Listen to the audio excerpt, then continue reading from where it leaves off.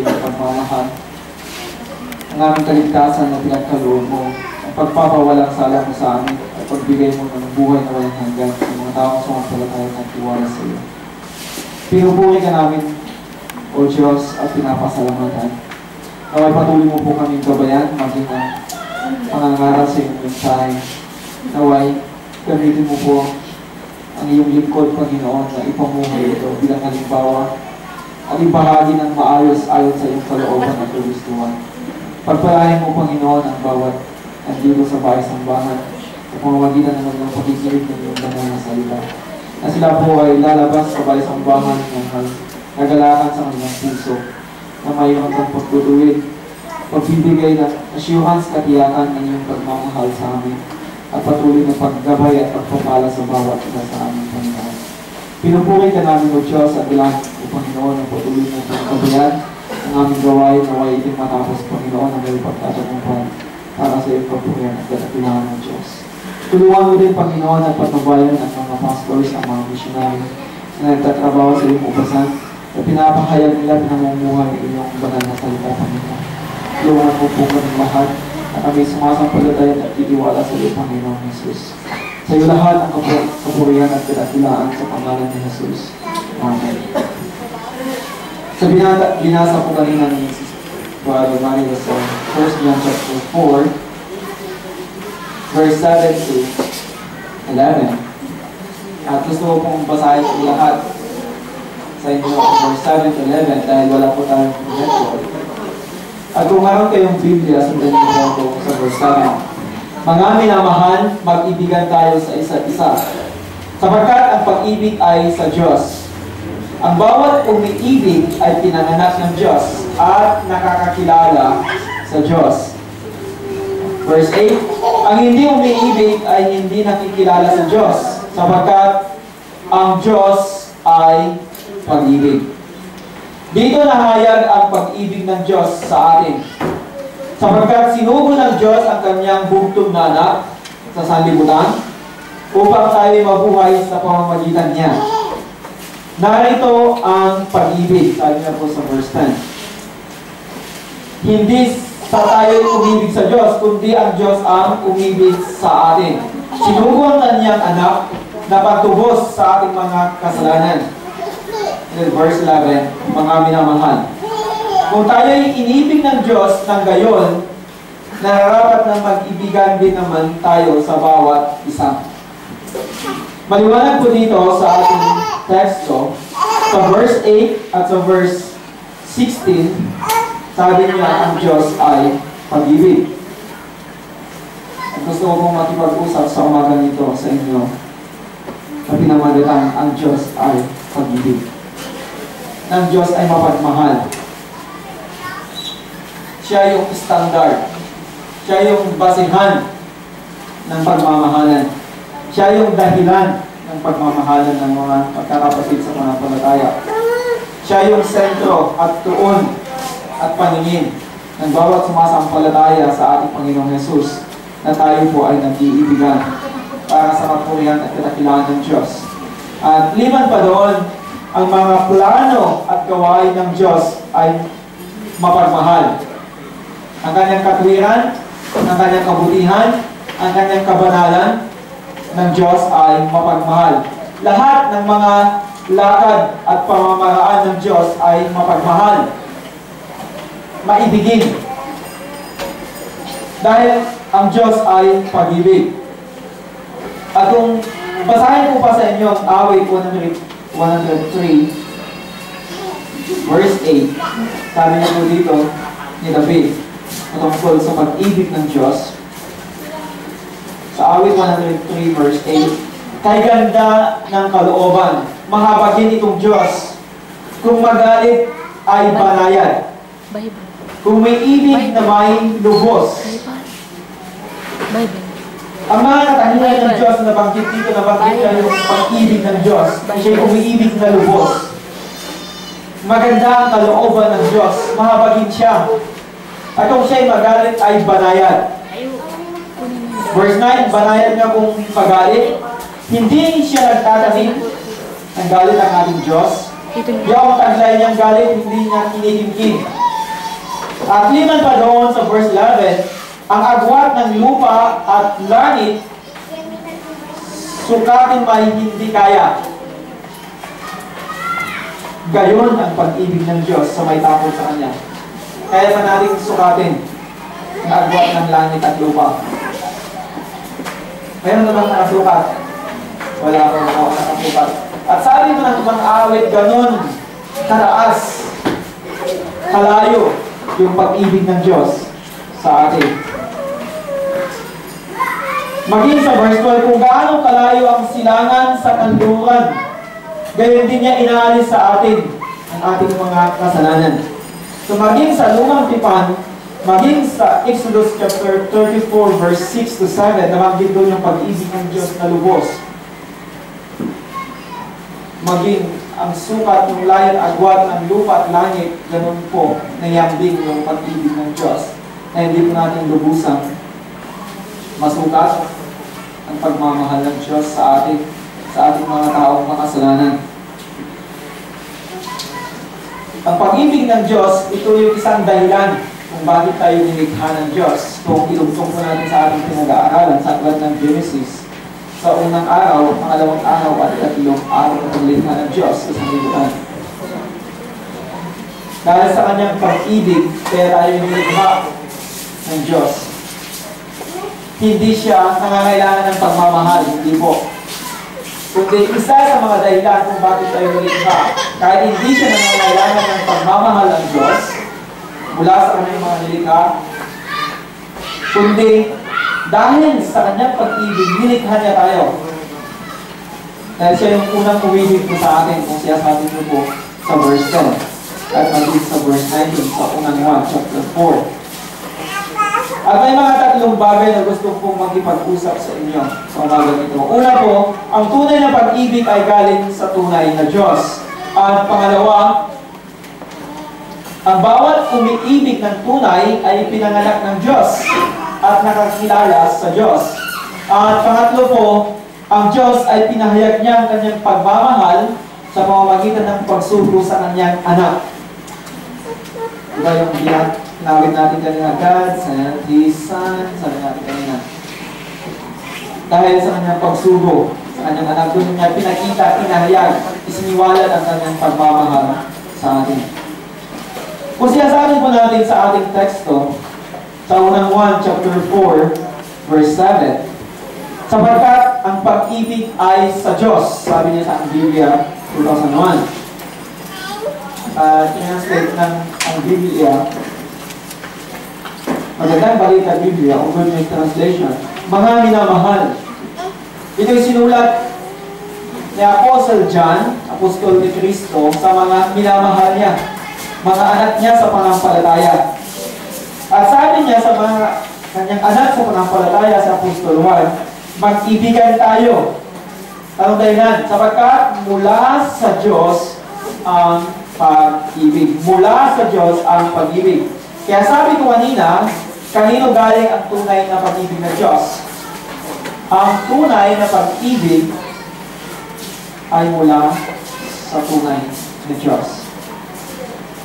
Siya yung may akda, siya yung may panukala ng pag-ibig. Siya yung basihan ng pag-ibig, siya yung standard ng ating pag-ibig. At ang pag-ibigan bilang magkakapatid sa pananampalataya ay nakabase sa pagmamahal ng Diyos sa bawat isa sa atin. Mula sa Kanya ang pag-ibig at sa pamamagitan ng Diyos tayo ay umiibig at para sa Kanya ang pag-ibig kaya tayo rin umiibig. Ulitin ko po para sa ating lahat bilang aplikasyon sa ating buhay. Mula sa Kanya ang pag-ibig at sa pamamagitan ng Diyos tayo'y umiibig at para sa Kanyang pag-ibig kaya tayo po ay umiibig. Alam nyo ba ang pagmamahal ng Diyos ay perfecto? Walang dungis. Ang pagmamahal ng Diyos ay matuwid, banal. Kahit kailanman, hindi nagkulang ang Diyos ng pagmamahal niya sa iyo, sa inyo, sa akin, at sa atin lahat. Hindi nagkulang kailanman ang pagmamahal ng Diyos sa bawat isa sa atin. Kundi tayo po mga tao, mga nangyayaring nagkulang ng pagmamahal sa Diyos. Tayo po nagkulang ng pagmamahal sa bawat isa sa atin. Siya lamang po ang umilit ng perfecto na walang tumis, matuwid ang kanyang pag-ibig, banal ang kanyang pag-ibig. At sa Biblia, may mga tatlong katangian o klase ng pag-ibig.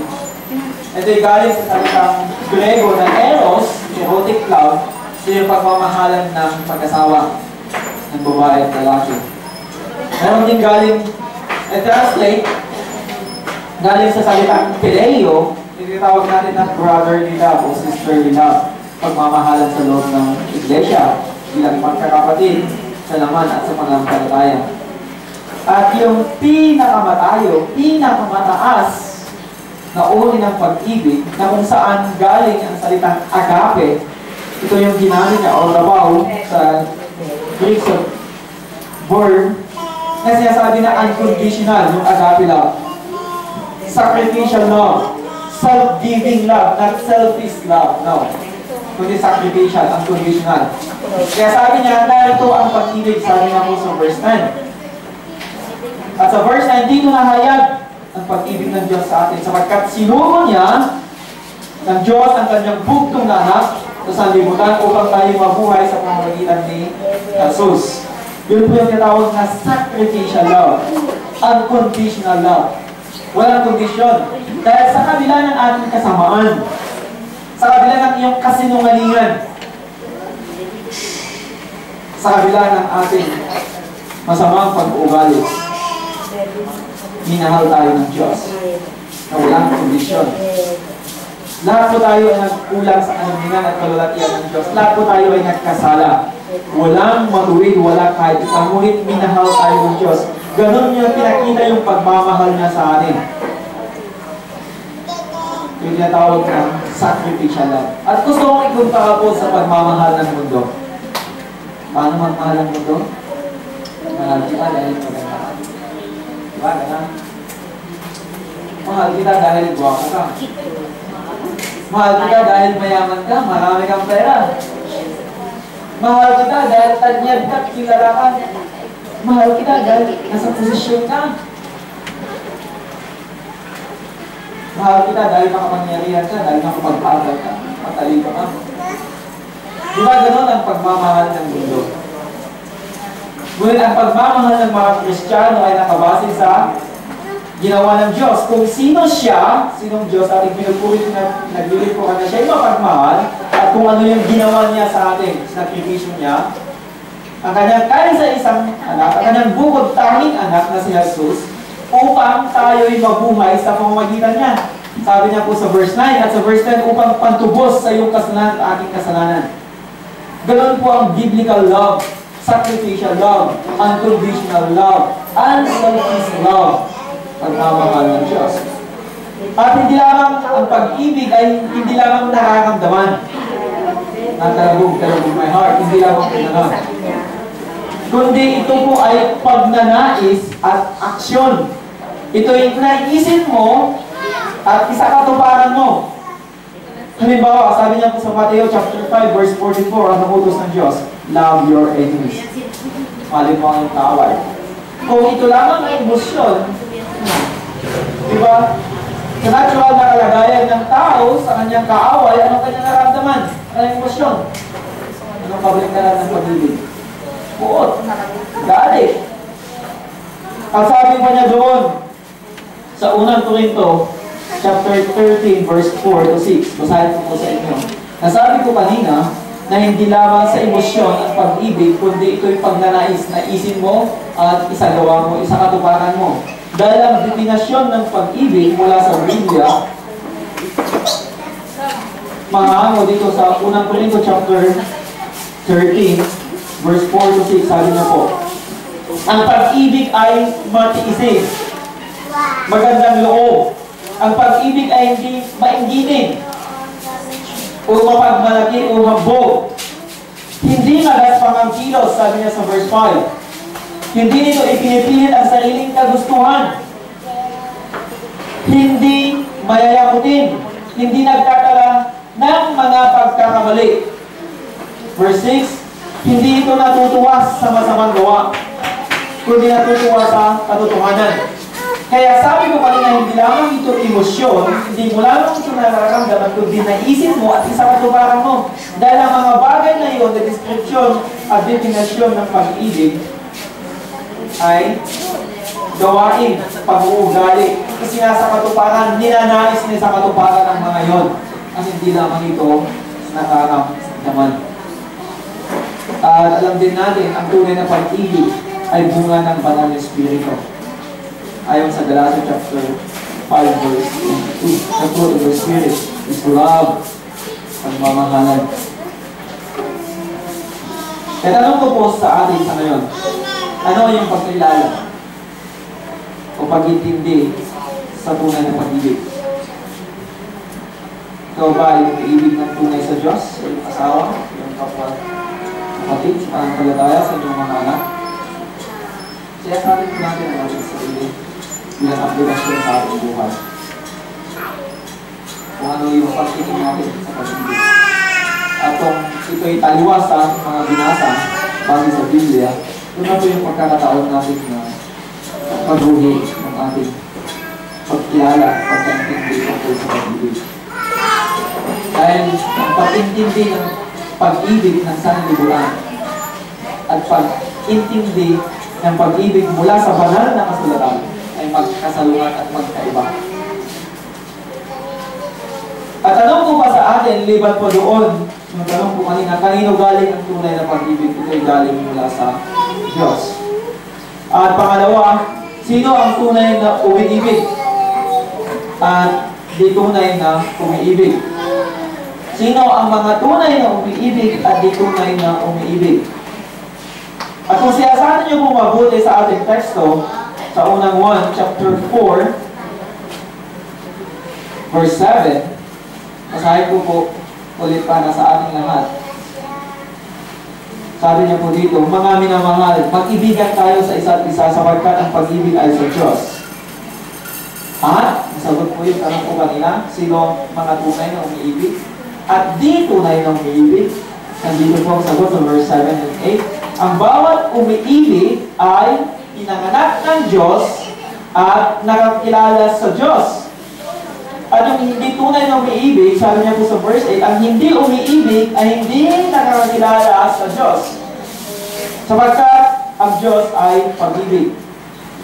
Maliwanag po dito sa verse 7 na bawat umiibig ay ipinanganak ng Diyos, born of God. At kung siyasabi niyo po mabuti sa aklat ng 1, sa unang 1, in that context, kung ano ibig sabihin ng pinanganak mula sa Diyos, na sila yung tunay na umiibig, yung mga Kristiyano, ipinagkalooban ng Diyos ng bagong buhay at bagong pagkatao. At kung siyasabi niyo sa unang 1, chapter 2, verse 29, sabi niya po dito, kung nalaman ninyo siya'y matuwid, makakatiyak kayo na ang bawat gumagawa ng katwiran ay pinanganak niya, o word pinanganak niya. Ito yung mula sa Diyos. At liman pa doon, sa 1 John chapter 3, verse 9, ang sinumang pinanganak ng Diyos ay hindi patuloy na nagkakasala. Sapagkat ang kanyang binhi ay nanatili sa kanya, hindi siya maaaring magkasala sapagkat siya ay ipinanganak ng Diyos. Ipinanganak ng Diyos. Kaya in that conclusion, ang mga tunay na umiibig sa Diyos, yung mga pinanganak ng Diyos. Ang tunay na umiibig sa kanyang kapwa ay mga pinanganak ng Diyos. Maging sa 1 John chapter 5, verse 1. Sino mang sumasampalataya na si Jesus ang siyang Kristo ay pinanganak ng Diyos. At ang bawat umiibig sa magulang ay umiibig din naman sa anak.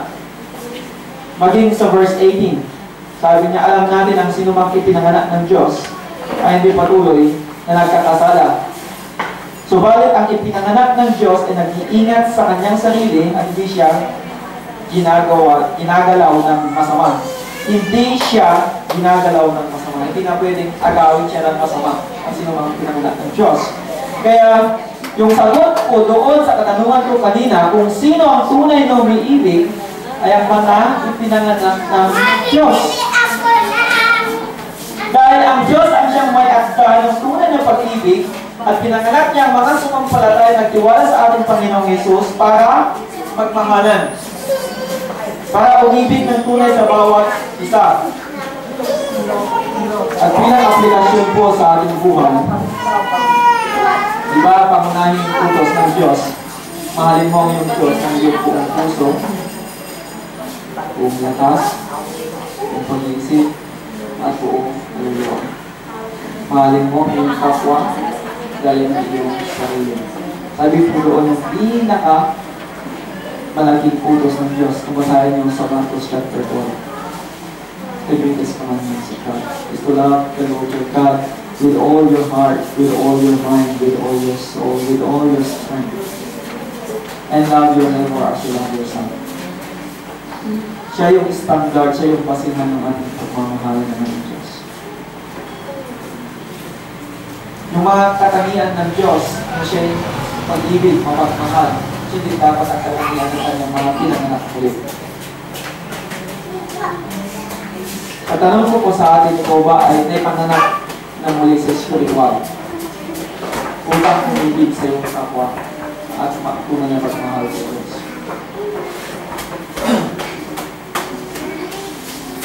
Yes, of course, wala pa sa atin ito sa bayat ng lupa na taong malibag sa ating Panginoon Diyos na mahal sa Diyos ng tama at perfecto. Bawat din sa atin dito na namumuhay at namuhay sa bayat ng lupa maliban kay Kristo ay nagkulang sa pagmamahal sa Diyos. Nagkulang tayo sa pagmamahal sa Diyos. Ngunit yung pagmamahal ng Diyos sa atin kahit kung ano, hindi ko nagkulang ang Diyos. Kaya, bukoy nanawagan sa bawat isa sa atin. Ay bukoy sa palataya at iwala sa ating Panginoong Yesus. Magpalit loob sa Kanya. Mahalin natin siya ng karapat-dapat. At tanong ko po kanina, sino ang mga tunay na naiibig ng Diyos maliban doon sa mga naipanganak muli? At sabi niya sa verse 7, at nakakilala sa Kanya. Ibig sabihin yung nakakilala sa Kanya, the knowledge of God, ito po yung intimate, malapit na pagmamahalan, madikit na samahan. Ito po yung experiential knowledge na naranasan mo yung pagmamahal ng Diyos sa atin. Naranasan mo sa pamamagitan ng yung pagsubo, pagbigay ng Kanya sa isang anak upang tubusin, pawiin ang ating mga kasalanan, upang bayaran ang ating mga kasalanan. Doon yung tinatawag natin na karanasan kaalaman o experiential knowledge. At itong kaalaman na nakakilala sa Diyos, ito po yung patuloy na lumalago sa pagkilala sa Diyos. Ito po yung tinatawag natin na spiritual knowledge na nakabase sa katangian at pag-uugali ng Diyos. Ito po yung nakabase sa katotohanan pag-uugali ng Diyos at katangian ng Diyos. Sa akong halimbawa natin po dito, kung balikan natin ang unang Juan, chapter 2, verse 3. At sa ganito ay nalaman natin na siya'y kilala natin kung tinutupad natin ang kanyang mga utos. Sabi niya sa unang Juan, chapter 2, verse 3. At yung mga tunay na umibig, sabi ko kanila, sila yung nakakakilala sa Diyos, nakakaalam sa Diyos. Ang kanilang pagkakilala sa Diyos, ang kanilang kaalaman, ay may madikit na relasyon, naranasan nila yung katotohanan ng Diyos, yung pagmamahal ng Diyos, at dito natin nalalaman kung totoong kilala mo ang Diyos. Ang sabi ni Juan, sa unang 1 chapter 2, verse 3, ganito natin nalalaman kung siya yung kilala natin. Sabi niya, kung tinutupad natin ang kanyang mga utos. Maraming nasasabi, kilala ko ang Diyos. No. Hindi nila kilala ang tunay na Diyos. Palso ang kanilang kilalang Diyos. Likhang isip lamang ang kanilang Diyos. Dahil kung kilala na ang tunay na Diyos, kanilang sasambahin, kanilang paglilingkuhan, at kanilang pupurihin ang tunay at totoong Diyos kung tunay nilang kilala ang Diyos. Maraming nagsasabing tao, kilala ang Diyos, ngunit palso. At ang isip lamang, gawa-gawa lamang nilang Diyos ang kanilang pinapaniwalaan. Kaya dito natin makikilala ang tunay na kilala sa Diyos. Sabi ni Juan, ito pa nila ang utos ng Diyos. Hindi mo ibig sabihin na kung kayo po ay nagkasala o sumuway sa utos ng Diyos, ay hindi nyo nakilala ang Diyos. Hindi po sa ganon. Kundi yung patuloy na tumutupad, patuloy na sumusunod, patuloy na nagpupuri sa Diyos. Sa kabila na ikay nadapas sa pananampalataya, ikay nahulog sa kasalanan, ngunit ang Diyos ay makapangyarihan para ikaw ay tuwid at tulungan bumangon muli at patuloy na sumampalataya at magtiwala sa ating Panginoon Jesus. Sila yung tunay na nakakilala sa Diyos. Maging sa chapter 4 verse 6 sa unang 1, sabi niya tungkol sa pagkilala sa Diyos. Kami ay sa Diyos, o sa pagkakilala mula sa Diyos. Nakakilala sa Diyos ay nakikinig sa amin. Sabi ni Juan, nakikinig sa pangangaral ng mga apostol. At hindi sa Diyos ang hindi nakikinig sa amin. At ito ay nakikilala ang espiritu ng katotohanan at espiritu ng kasinungalingan. In that background, that context, ang tinutukoy niya regarding about Antichrist. Yung mga Antikristo, sila yung hindi naniwala base sa verse 2, hindi nila pinapahayag na si Jesus ay nagkatawang tao. Hindi sila naniwala na si Jesus ang Kristo na nagkatawang tao.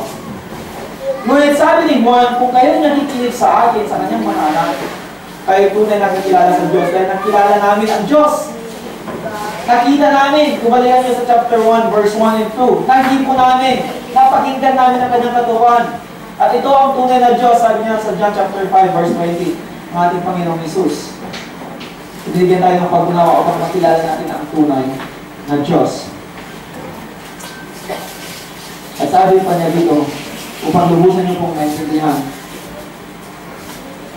Sa unang 1, chapter 5, verse 20, alam natin na paritong anak ng Diyos Jesus, binigyan niya tayo ng pag-unawa, yung experiential knowledge na sabi ko kanina, yung pagkakilala sa tunay na Diyos, upang ating makilala na siya yung totoo, sabi niya. Na tayo, yung mga kanyang anak sa pananampalataya, si Juan at pati siya, ay nasa kanya, na totoo, nasa kanya kay Kristo, sa kanyang anak na si Jesucristo. Ito ang tunay na Diyos at buhay na walang hanggan. Binigyan tayo ng pagkakilala patungkol sa Diyos sa pamamagitan ng revelasyon ng ating Panginoong Jesus. Tanungin ko sa atin ang practical question. Kung hindi nagkatawang tao si Jesus, makilala niyo ba ang tunay na Diyos? Makilala niyo ba ang kaligtasan? Makilala niyo ba ang tanging daan lamang ng kaligtasan? Makilala niyo ba ang buhay na walang hanggan sa piling ng Diyos? Labas kay Kristo, outside of Christ. Kasi impossible. Si Kristo ang kaninginan ng Diyos, kalarawan ng Diyos, kalwalatian ng Diyos, at sa pamamagitan ng Kristo, maunawaan natin patungkol yung panukala ng Diyos, layunin ng Diyos, patungkol sa kaligtasan, patungkol sa buhay na walang hanggan, patungkol sa tunay na Diyos, base sa unang 1 chapter 5, verse 20. Paano naman yung mga di tunay na umiibig in that context? Sabi niya po doon sa verse 8, sa unang 1, chapter 4, verse 8. Ang hindi umiibig, hindi nakakilala sa Diyos, sapagkat ang Diyos ay pag-ibig. Ibig niya pong sabihin yung hindi umiibig na tunay sa kanyang kapatid, sa pananampalataya, ay hindi tunay na Kristiyano, hindi tunay na nakakilala sa Diyos. Ang hindi nakakilala sa Diyos, yung mga unbeliever, ay sila yung hindi tunay na umiibig sa Diyos. Hindi sila tunay na nagmamahal. Pakitang tao, panlabas lamang plastikan ang kanilang pagmamahal. Dahil kung siya sa atin yung mabuti bilang halimbawa, yung mga taong ito, sabi ni Juan, sila yung mamamatay tao. Sa unang 1, chapter 3, verse 15. Di ba sabi ni Jesus sa Mateo chapter 5, na kung tayo po ay nagkasala. At sabi niya sa unang 1, chapter 3, verse 15, ang sino mang nabubuot sa kanyang kapatid, isang mamamatay tao. Nalaman ninyo, ang buhay na walang hanggan ay hindi natili sa sino mang mamamatay tao. Sabi pa niya, sa verse 17, subalit ang sino mang may pag-aari sa sanlibutan ito, nakikita niya ang kanyang kapatid na nangangailangan. Pinagsarahan niya ito at kanyang damdamin. Paano manatili ang pag-ibig ng Diyos sa Kanya? At sabi niya, bilang aplikasyon sa ating buhay sa ngayon, mga munting anak, sabi ni John Gabalabit sa kanyang mga anak sa pananampalataya, kapag tayo umibig sa salita, hindi sila dila, kundi sa gawa at sa katotohanan. Ang mga taong ditunay na umiibig sa Diyos at ditunay na umiibig sa kanilang kapwa, mahal nila ang kanilang kapwa sa pamamagitan ng kanilang ibig, sa pamamagitan ng kanilang salita. At sabi ni Juan, kanyang mga anak, sa verse 18, huwag tayo umibig sa salita lamang o sa di lamang, kundi sa gawa, sa katotohanan. At sa halimbawa na kung nakita mo yung kapatid na nangangailangan at mayroon ka at iyong pinagsarahan, sabi niya sa verse 7, hindi mo siya tinulungan. Paano natili ang pag-ibig ng Diyos sa Kanya? Yun ang tanong. Imposible yun.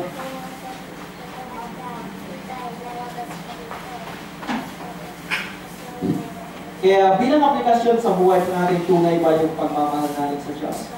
At kung tunay yung pagmamahal mo sa Diyos, kung mayroon kang pagpusigido na mahalin ng Diyos na karapat-dapat, mayroon ka rin pagpusigido na mahalin ng iyong kapwa, ng kapatid sa pananampalataya. Kung ang Diyos ay pinanahanan niya ang bawat isa sa atin, ang pag-uugali ng Diyos ay makikita po sa atin. Anyone whom God dwells reflects His character. Sabi mo ng isang komentary.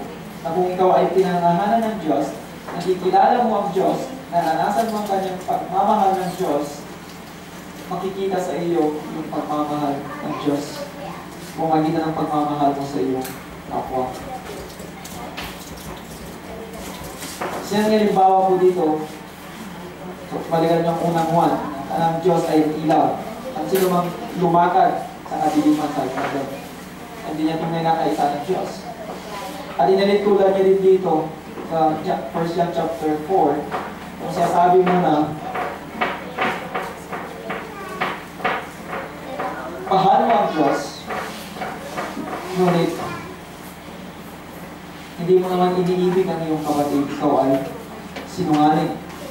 Sabi niya po sa 1 John chapter 4, verse 20. Masahin ko po para sa ating lahat. Verse 20, sa 1 John chapter 4, kung sinasabi niyang sinuman, iniibig ko ang Diyos at ang pupuot sa kanyang kapatid, siya ay sinungaling. Sabi mo, siya ay sinungaling.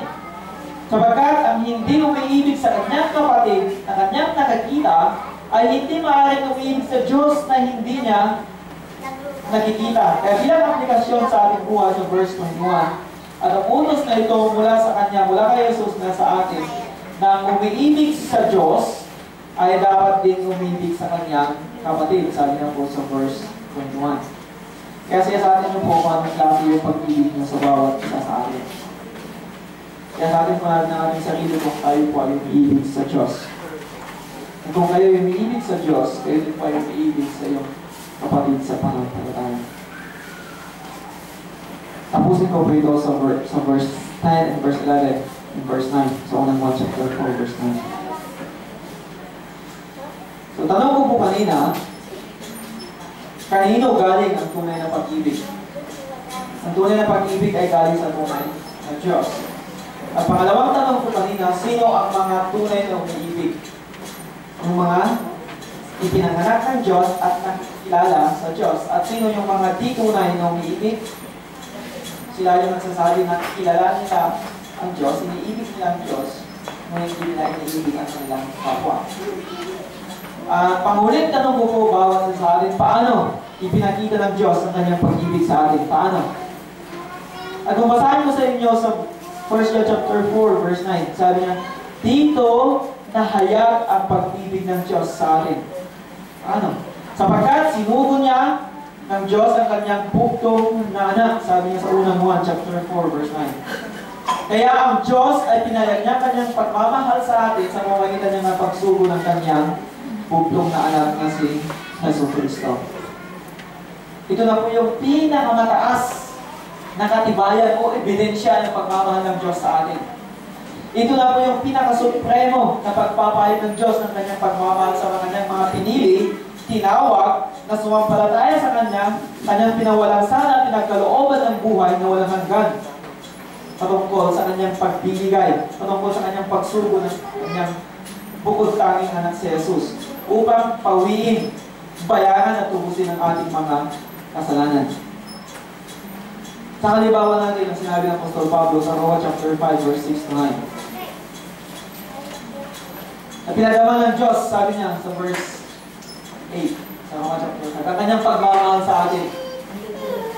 Ang si Kristo ay namatay dahil sa iyong kasalanan at aking kasalanan, upang matubos, mapawi ang ating kasalanan. Very practical question po sa atin. Kaya mo bang i-waste ang iyong buhay para sa mga makasalanan? Gusto mo bang ibigay ang iyong buhay para sa makasalanan? O sa mas maliwanag pa na tanong, kaya mo bang ibigay ang iyong kahit sa isa't pinakamamahal na anak para matubos ang kasalanan ng mga makasalanan? At sabi doon, sa Roma chapter 5, kung sinasabi niyo po, kung mabuting tao siguro, sabi niya po sa verse 7, ay mayroong taong mangahas o lakas loob na ibig sa kanyang buhay. Ngunit, sabi, sa verse 8, si Kristo namatay para sa mga makasalanan, para sa ating mga makasalanan.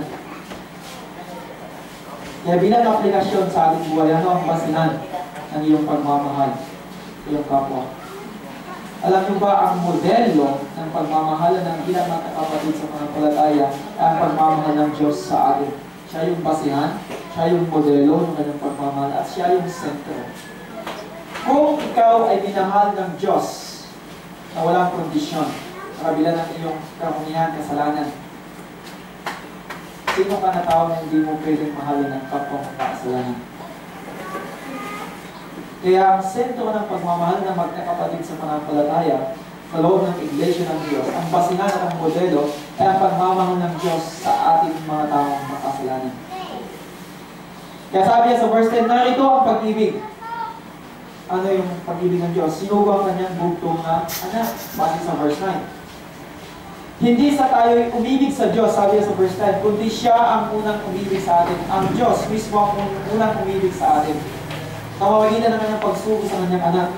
Sa kabila ng ating kasamaan, kahinaan, at karumihan, minahal tayo ng Diyos. Kaya sabi niya sa verse 11, mga minamahal, kung tayo'y iniibig ng gayon, ibig niya sabihin, kung gayon ang pagmamahal ng Diyos sa atin na unconditional, sabi niya sa 1 John chapter 4 verse 11, nararapat na mag-ibigan din naman tayo sa isa't isa ng gayon, non-conditional na pagmamahal ng Diyos. Alam niyo ba, sa 1 John chapter 3 verse 16, basahin ko as aplikasyon po sa atin. Sa 1 chapter 3 verse 16. Sabi niya po dito, dito natin nakikilala ang pag-ibig. Paano? Sapagkat ibinigay niya ang kanyang buhay alang-alang sa atin. At narapat natin ibigay ang ating buhay alang-alang sa mga kapatid natin. O kapatid, sabi niya, sa mga kapatid. Kung binuwis ni Kristo, inaalay ni Kristo ang kanyang buhay para sa makasalanan, para sa ating mga tao sa umpalatan at tiwala sa ating Panginoong Jesus. Sabi niya dito sa verse 16, narapat din natin ibigay ang ating mga buhay alang-alang sa ating mga kapatid. Paano? Because of course, sa pamagitan ng pagtutulungan, pagsasakripisyo para sa kabutihan ng bawat magkakapatid sa pananampalataya, una higit sa lahat para sa kapurihan at kinagkulaan ng Diyos. Mahal mo ba ang iyong kapatid sa pananampalataya gaya ng pagmamahal ng Diyos sa iyo? That is a practical question. At bakit sinugo ng Diyos ang abang kanyang pupultanging anak? Bakit po? Ayon po sa verse 9, sa unang 1 chapter 4, upang tayo'y mabuhay. Magkaroon tayo ng buhay na walang hanggan sa pamamagitan ni Jesus. At sa verse 10, sinugo ang kanyang anak na patubos sa ating kasalanan. Ang pagsunod ni Jesus sa lahat ng buong kautusan At pagkamatay niya sa krus, ay pinawin niya ang banal na puot ng Diyos. Jesus Christ satisfied the holy wrath of God, the holy anger of God against sin. At hindi lamang niya pinawi, binayaran niya ang mga kasalanan mo at aking kasalanan. He paid the penalty of sin with His death. So sa pamamagitan ng sakripisyo, pag-alay ni Jesus sa kanyang buhay, para tayo'y magkaroon ng buhay na walang hanggan sa piling ng Diyos, upang matubos ang ating mga kasalanan, upang mapawalang sala tayo at magkaroon ng buhay sa pamamagitan ng ating Panginoong Jesus. So in conclusion, ang Diyos ay pag-ibig. Ang mga katangian ng Diyos o lahat ng kanyang mga pag-uugali ng Diyos ay mapagmahal. Lahat ng kanyang mga panukala, plano, gawain o lakad ay mapagmahal. At panguling mga tanong ko po sa atin as a conclusion, buod sa ating pong mensahe sa umagang ito. Bakit ang Diyos ay lumikha kahit hindi siya nangangailangan ng pagmamahal? Dahil ang Diyos ay pag-ibig. Dahil ang Diyos ay mapagmahal. Bakit ang Diyos nangangalaga at nagpapanatili sa atin? Tuwing umaga, pinapasikat niyang araw. Sa bawat segundo at minuto, pinatitibok niya yung puso. Dahil ang Diyos ay pag-ibig. Bakit ang Diyos nilikha niya tayo? Na kunting may kalayaan, kunti lamang. Dahil hindi ka malayang lumakad sa ibabaw ng tubig, hindi ka malayang hindi pwede kumain. Mayroon kang limitasyon na binigay ng Diyos. At tanong po kanina, bakit ang Diyos nilikha niya tayo sa kunting kalayaan? Dahil gusto ng Diyos yung mapagmahal na pagsunod sa Kanya. Yung mapagmahal na pagsunod sa Kanya. Loving obedience. Willfully loving obedience. Bakit ang Diyos? Sinugod niya si Jesus para sa patubos ng ating kasalanan dahil siya ay pag-ibig. At bakit tayo may buhay na walang hanggan sa pamamagitan kung ano ang ginawa ni Jesus at kung sino ang Diyos natin pinupulit sinasamba dahil siya po ay mapagmahal. Let us pray. Salamat po, Panginoon, po yung pagmamahal sa amin. Na walang kondisyon. Sa kabila ng aming karumihan at kasalanan na may iyong minahal, sinubong iyong bugtong nanak upang sino mang sumampalataya sa iyo, Panginoong Jesus, ay magkaroon ng buhay na walang hanggan at hindi mapapahamak. Salamat, Panginoon, sa iyong pag-ibig. Na hindi po namin masukat, Panginoon. Hindi po namin lubusang matarong. Ngunit sapat na ay yung banal na kasulatan. Sapat na sa pagpapakilala ng pagpapahayag ng aming Panginoong Jesucristo ang iyong katangian, ang iyong kagustuhan, ang iyong layunin sa buhay ng bawat individual sa amin. Tulungan mo po kami, Panginoon, na ikaw mahalin ng buong puso, buong lakas, buong pag-isip at buong kaluluwa namin. At tulungan mo po kami, Panginoon, na mahalin namin kapwa dahil ang pagmamahal namin sa ating sarili. Pinupuri namin at pinapasalamatan sa pangalan ni Jesus. Amen.